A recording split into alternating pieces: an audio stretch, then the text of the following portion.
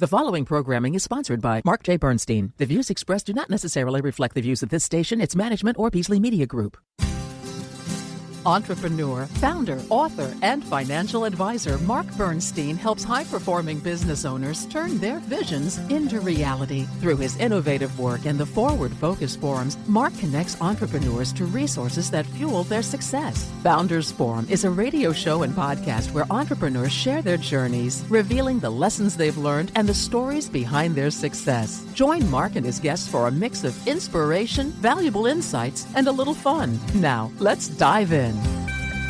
Good morning, America. How are you? Good morning, Canada. Good morning, India. Good morning, everyone. We happen to have a couple of immigrants in the studio today, so that's why I say good morning, Canada and India. And our topic of the day, so we have Justin in the studio, and we have Shika Miklani, who you probably heard on our previous show, depending on how we play the shows. And she's going to sit in with us on the show. And our topic for today is the let them theory. So Mel Robbins is a podcaster who I listen to on occasion. I have to tell you, just being honest, she's not really my favorite podcaster, and it's not my favorite show. But she presents some great ideas. She has good guests, and she has a book that was based on an idea she had, and it's called the Let Them Theory, which I'm listening to on Audible. And it turns out that Justin's read the book. So rather than me telling you what it's about, I'll have Justin, if you would like to give your impression on that. I did read the Let Them Theory, probably about 2 months ago now. I don't listen to Mel's podcast, but I did really kind of resonate with her theory, the Let Them Theory. And essentially that is, to me, what that really was is it related a lot in business and also for me, a lot of like agitation, right? The world is running so busy now, and there's a lot of people that get agitated, whether that's road rage, whether that's, in business. There's a lot of different ways that, people can just become upset with others. And with the Let Them Theory, to me, it just really resonated in the sense that, people are going to do what they're going to do no matter what. You're not going to control the narrative. You're not going to control anything that they're doing. So why not just let them be, right? You don't need to control them. You can just let them be. And it also just kind of relieves that sense of, control and stress in your life when you're just, helping people understand that, you don't need to be involved in everything and people can do what they want to do. Yeah. Well, Shika, your thoughts on it, and then I'll give you my thought real quick. So it's a very powerful concept, especially for me, because it used to be very difficult for me to let go. I was always this over-caring, overprotective, person, whether it was my family, my sister, or, my brothers, my husband, or my kid, my business, right? So I think lately in the last 2 years, I've started practicing this very consciously. When you let go of things, you let things be the way they are supposed to be, right? You can't change people's life, like you said, Justin, but, sometimes by over-parenting, we can ruin the kids, Sometimes by protecting people, we can actually not let them find their true self. As much as let go is important, I think it's also important to set boundaries. So if they fall, you're there to help them, but let them know you're not going to be the same person they expected. You can't be available both ways. So I think that would be my duality part to it, right. Where you let go, but you also let go other things that comes along with it. One thing that I thought was interesting, she actually says, say it out loud, let them. She gave an example of early in the book that she saw on social media a bunch of her friends on vacation. It was one friend, and then she started looking at the pictures, close-ups, and realized all her friends went on vacation without her. But she saw them all together, and it occurred to her that, she got angry, then she got feeling dejected. And then she got, well, I'm going to do something about this. I'm going to call them. And then she remembered and she said, let them, just let them do it.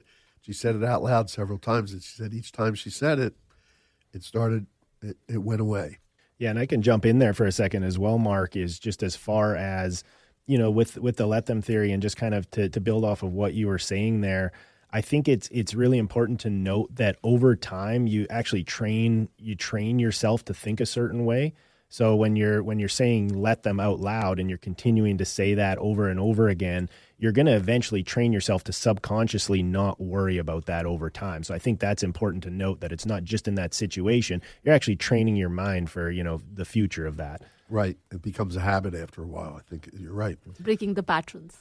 Yep. So I got my voice a little bit back. So let me introduce Justin Currie, who's the sole owner of Thema Home Care, which is recognized on the Inc. 5000 list for its rapid growth.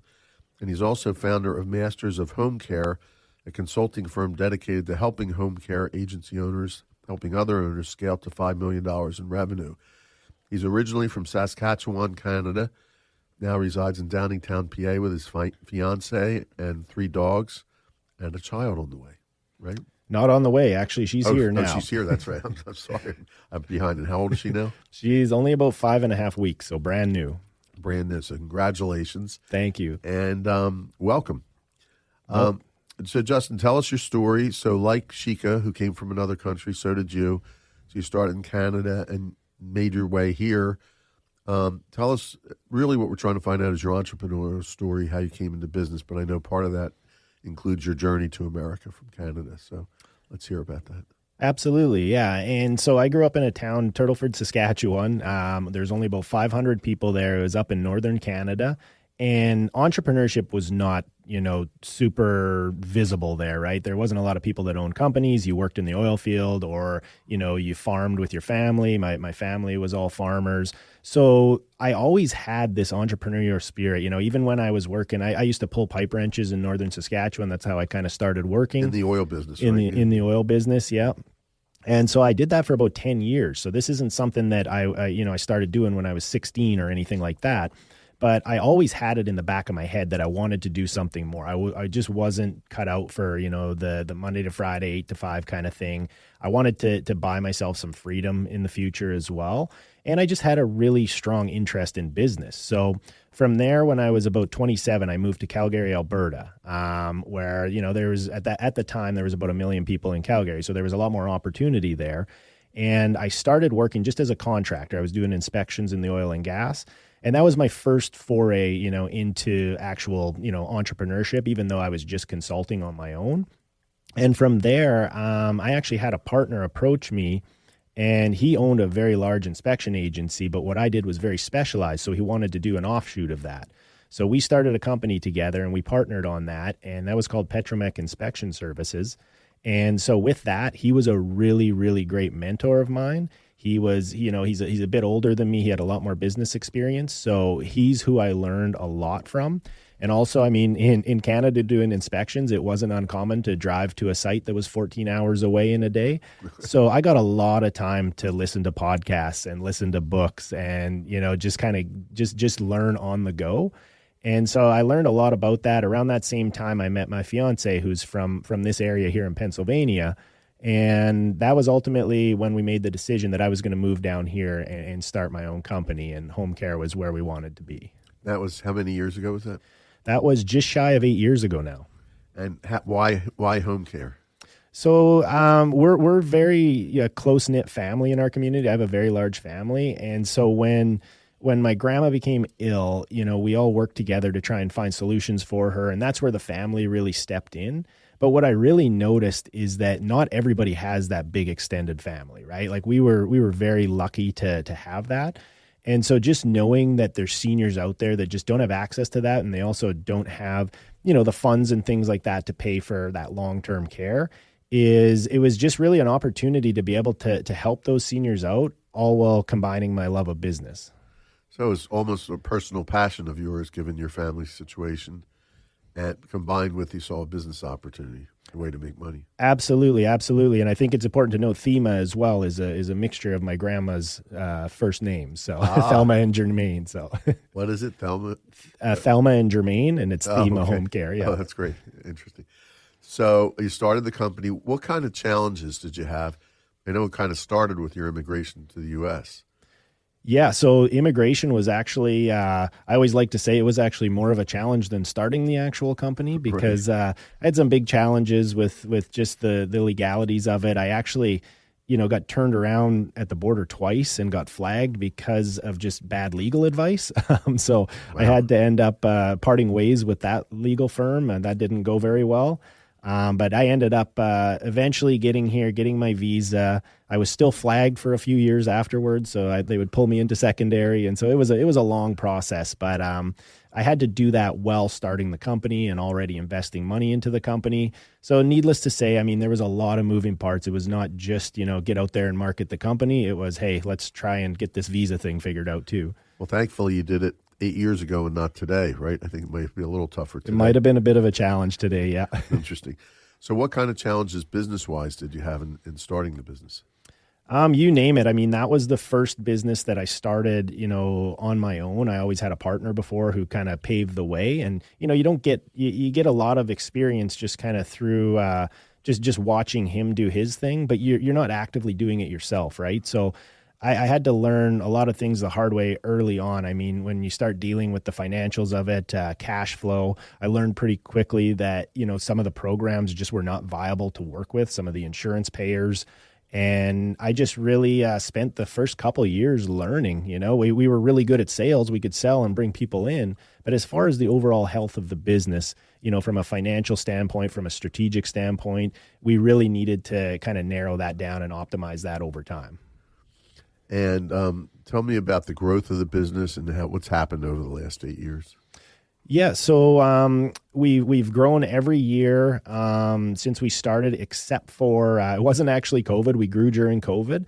It was actually the year after. Unfortunately, it was. I don't want to get too deep into it, but they really paid everybody unemployment insurance to stay at home, and that was our exact caregiver demographic. Oh boy! So they were essentially paying them more to stay at home than they were to come out and serve our seniors. So that was the only year that we actually had a loss in revenue. So you had trouble getting people. It was, pretty much impossible to get people. Yeah, we had our good core group that we still had on staff, but everyone else, they actually, a lot of them actually left just to collect unemployment so they could be at home with their family. And, Sure. I don't blame them for that. It was unfortunately just it wasn't good for our industry as a whole.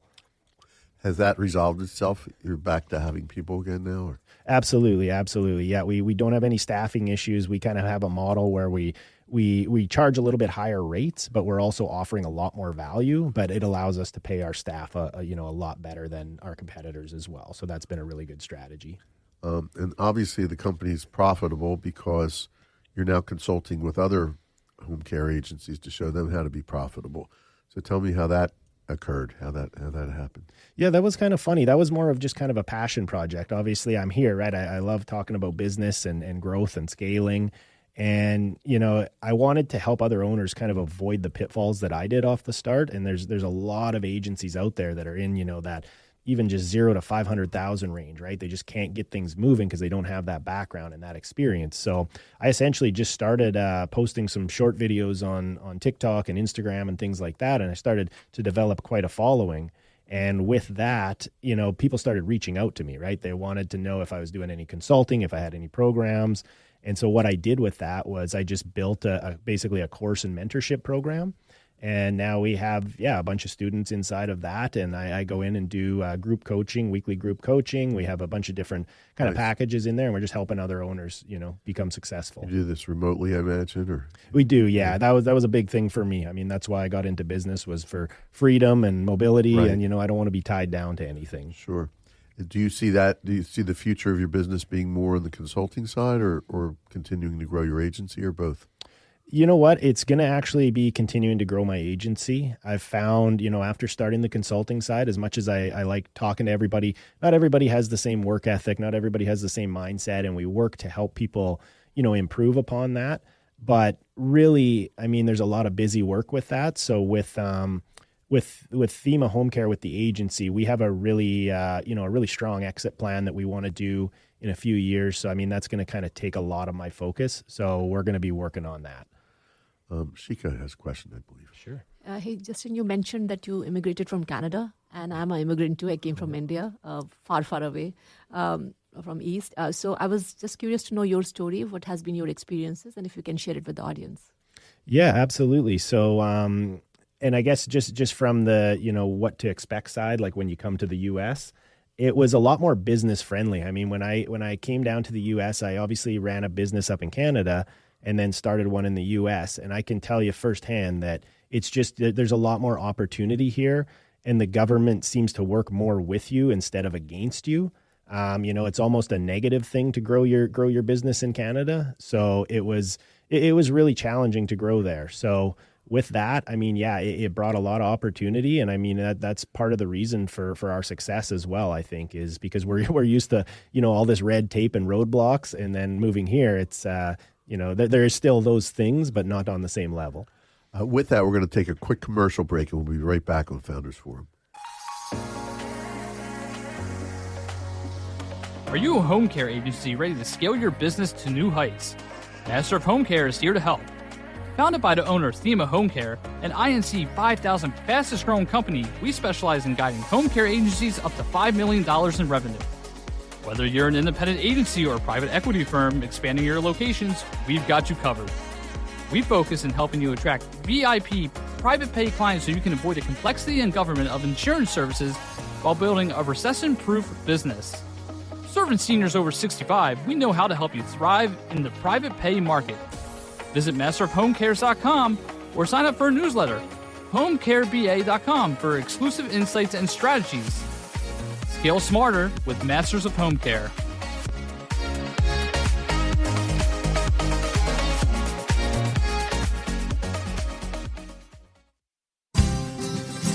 We're back on Founders Forum with our guest today, Justin Currie, and we have Shika Maglani in the studio with us. And we're just talking about immigration, which is an interesting topic for both of you. You've had different experiences with that.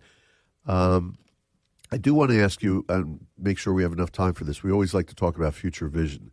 So if we're 3 years from now and we're looking back, Justin, so we're now in May of 2025, so May of 2028, and you and I are talking and we're catching up. What would have had to have happened for you to say, this was a successful year for my businesses, in my family life, my personal life? What would that look like? Yeah, so in 3 years' time, I would say, for Thema Home Care, the real goal is we're starting to pave the runway right now for an exit. That's usually, kind of a 3 to 4 year plan. So in 3 years, we want to start to be in a position where we can start, realistically looking for buyers who can come in.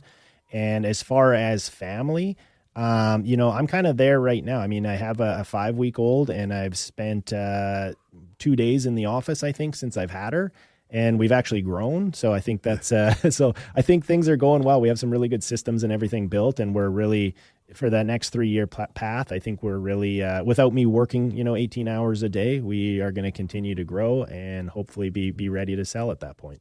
I love it. Less is more, which it often is. Absolutely. It's great. Now, what do you do post-sale if you sell the company? What does your life look like after that?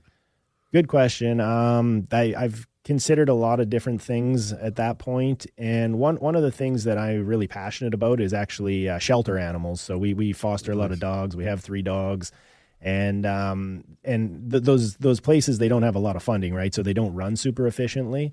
So one of my passions would probably be to go and work there and help them become more efficient operationally, and just do it, for volunteer work or whatever, and just hopefully use my business experience to help them. So obviously you're looking for a successful exit, because you'll be volunteering at that point and quasi-retired, I guess, at that point. That's the plan. That's the goal. Yeah. Very nice. Very nice. What are the challenges? What do you have to do over the next 3 years in order for, or 3 to 5 years, let's call it, for that to happen? So right now, we actually just started a new location in Wayne, PA. So that's our second location. So there's two phases. So right now, we're developing a new client acquisition channel that's going to help us scale a lot faster. We've also dove into, we've made a pivot into specifically memory care. So traditionally, I mean, memory care has always been in a community or in a facility, right?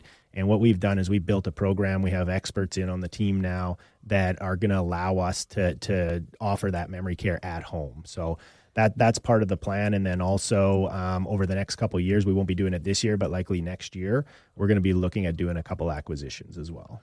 Interesting. So multifaceted.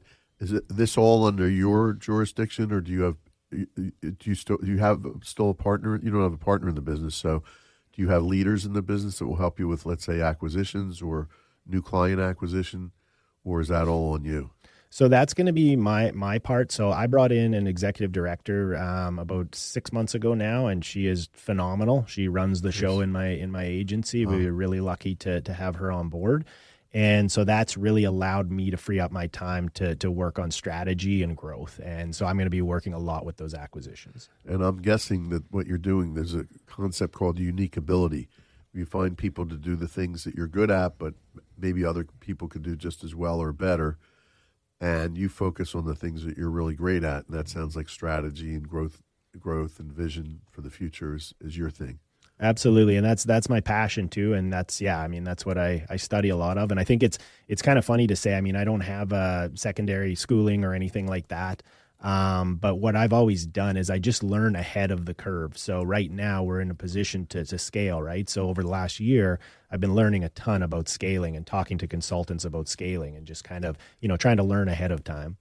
Have you worked with any, there's a company called Scaling Up. There's EOS, which is the entrepreneurial operating system that is about scaling. There's a program that I participated in, the Strategic Coach. It's out of Canada, actually, out of Toronto.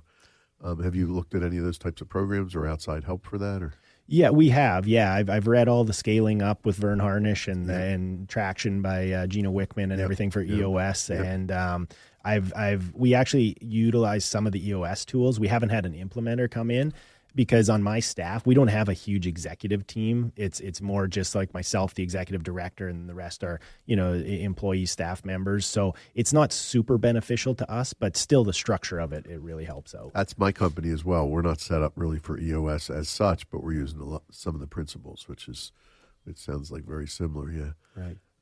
We're talking about vision. So Shika, I imagine you must have a question or thought about that. Yeah, thought here, Mark, that's what I love about my job. I bump into people that I should be bumping into because I just, my company, Mighty, which is an AI collaboration company, just started a joint venture with another healthcare company and in the home care. So we are integrating AI into the operational aspects so we can bring down the cost of the service or more efficiency or something. Just a little advertisement. It sounds like you guys need to talk after this. But I'm curious, what's your thought on AI, how it can be integrated to provide better care, maybe cheaper care, because there are a lot of people who cannot afford it. And I think we need to think about them and, maybe training them better, right, to leave a better customer experience. So just a thought on that, have you thought about it? Yeah, it's going to be kind of probably a controversial thought on it. Is as far as AI, in our industry, it's high trust, it's relationship based. You can do AI for a lot of things. Like we use AI with a lot of back end operations and stuff. As far as client facing, referral source facing, I don't use AI tools in that aspect just because I know a lot of other companies are going down that road and we want to remain that high level of personalization. We have a kind of a higher value, higher price service. And so we really want to keep that level of personalization high. And the tools are starting to become more and more advanced. So you can actually, they're starting to get to the point where you can almost get that personalization. But that's a little bit of a differentiator for us, is just remaining like, hey, we're the people you're talking to on the phone, but not to say that we don't have a ton of AI integrated in other areas of the business. I agree. I mean, AI augmentation is the thought right now. And if we can do that successfully, we can do a lot of things. Mm-hmm. But I think it's a technology where we don't fear it, we embrace it, and we think about growing the company still, right? Even with AI coming in. So I don't know, just putting those two thoughts together, that way people are not wary of AI coming in. Absolutely. Taking away jobs, right? Absolutely. And yeah, there's absolutely a place for it. And it's, it's taking over everything. It's just, we work in a unique industry where it can't do everything for us, but it can absolutely supplement what we're doing. Supplement what you're doing. Yeah. I'm glad you brought that up. We should probably be talking about AI on almost every show now because it's affecting us all daily on such an incredible basis. We were just talking earlier about, you talked about Shika talked about her doing her psychoanalysis on with ChatGPT, which you can do. I mean, it's pretty crazy things you can do with it right now that couldn't even dreamed of a year ago, probably. Yeah, I mean, I just had it summarize all of my financial statements for me just to cut through the noise a little bit. Yeah, that's great. So you fed them in and just said, "Give me an analysis." How'd it do? Yeah, you ask them exactly what you're looking for, like we had a little bit of a drain in a certain area. So I kind of typed in all that information. Hey, we're having this problem. Upload the documentation and then just let it know what you want to analyze. Yeah, it can imitate humans in so many ways. It can imitate like really well, and it cannot imitate that well. I mean, it's right. It goes in all the directions. But it depends on the application, I think. What you're trying to do with it. Which one do you use for AI, or do you use multiple? So we use mostly for like our SOPs. We'll use whale.io is what it's called. So it actually builds a lot of our SOPs out. Same thing. You put in all your bullet points, all your information. It'll build a nice SOP for you, and you can just go in and customize that. It'll build you checklists. So I would say our biggest application would be the SOPs. That sounds great. I got a couple last questions for you. I think we're almost running out of time, but we talked before about Mel Robbins, and I know that's not your favorite book, but I know you got something out of it. What are your favorite books? What do you like to read? I read. I love to read. So, but I would say some of the most influential books would have been Influence by Robert Cialdini. There's a lot of psychology that goes in that you can apply to selling and building, even just building package and pricing and things like that. That was a really influential book for me. $100 Million Offers by Alex Hormozi. Really, really powerful book, just highly, highly tactical. And a lot of that stuff is not being used in my space.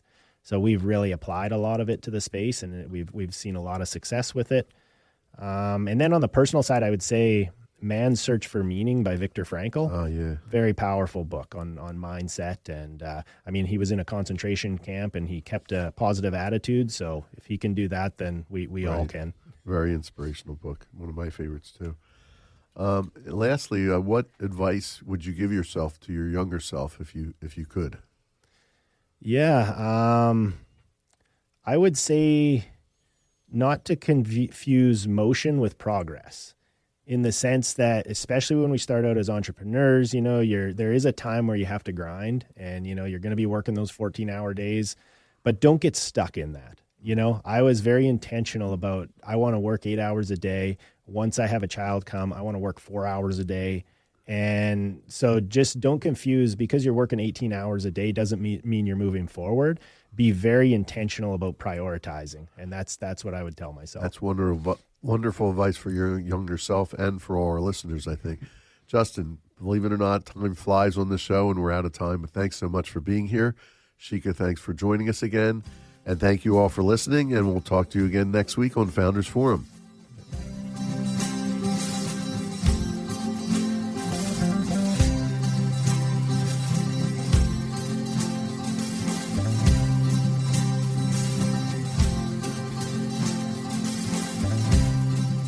We hope you enjoyed your time with Founders Forum and that you found value to take with you throughout your day. Join us again next week for another episode of Founders Forum on WXKB 1039 HD2.